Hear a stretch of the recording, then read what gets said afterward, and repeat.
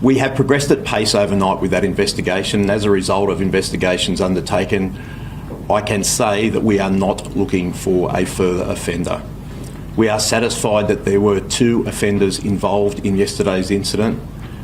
One is deceased, the second is in critical but stable condition in hospital at the moment. The offenders are a 50-year-old and 24-year-old male who are father and son.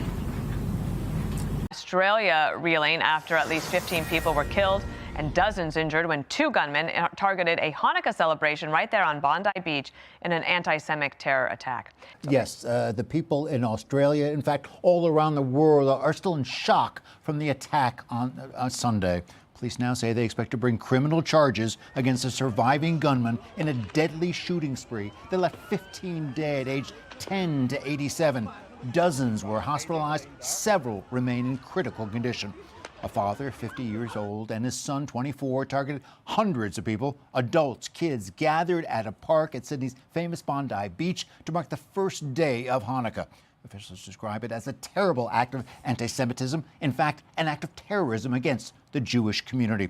In one vivid scene, a bystander can be seen sneaking up on one of the gunmen, then tackling him, wrestling the gun away from the man, pushing him down to the ground, pointing the gun at him as the suspect backs off, and then putting the gun down. He would soon be wounded himself. In comments later, President Trump called him a very brave man.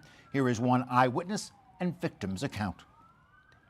I saw at least one gunman firing, looked like a shotgun, firing randomly in all directions. I saw children falling to the floor, so elderly I saw, invalids I saw, people just, it was an absolute bloodbath, blood gushing everywhere.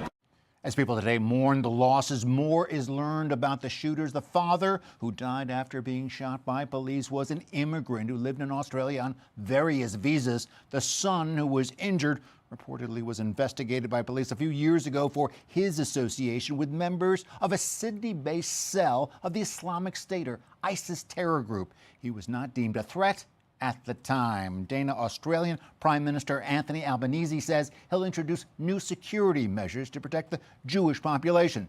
Critics say he hasn't done enough, and he wants to tighten up already strict gun laws. The 50-year-old gunman had legal possession of 6 firearms. Now all are recovered.